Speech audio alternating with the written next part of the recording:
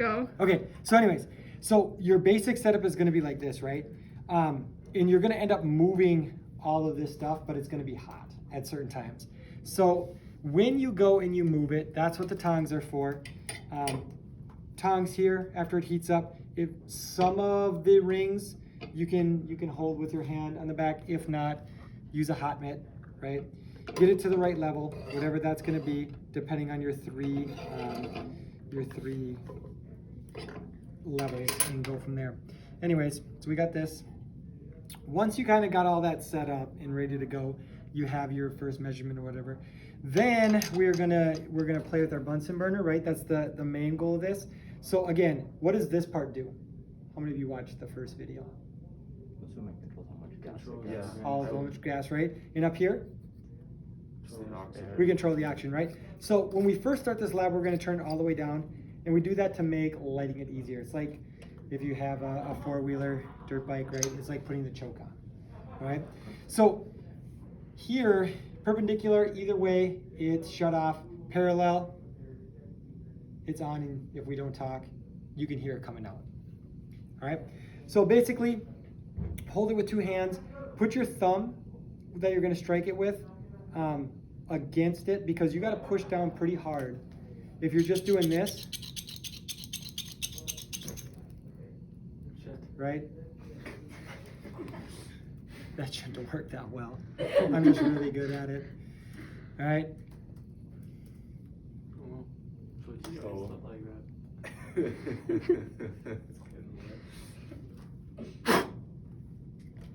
Magic.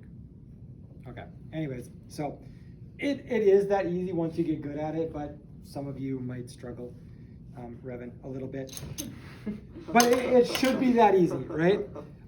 So the thing is, once you get this, that's fine. But that's not the goal. This is not hot. All right, so don't do that, but it's not that hot. It will be hot as soon as we do this.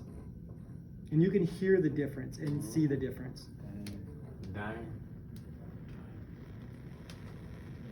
Where'd you find that? Right? So this is the goal. This is what we're testing. Yes, we're only boiling water, but we're trying to figure out that the premise behind this is we're trying to figure out how does the Bunsen burner work. So not only lighting it, because you don't get to pass chemistry unless you can light a Bunsen burner all by yourself, right? But we're taking three different tests, right? We're taking a 2 centimeter test above the top.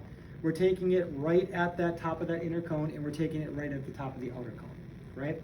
And so when you're ready, get that ready, right? We come in here, get your meter stick. That looks, I'm just that good. That looks like about 2 centimeters. But we're not measuring from the top of that to the top of the ring. We're gonna measure from the ring down to the table, okay? So our measurements are consistent because we want that to be a control. We don't want it to be a variable, right? Our variables, we're only changing one. What are we changing? The height, right?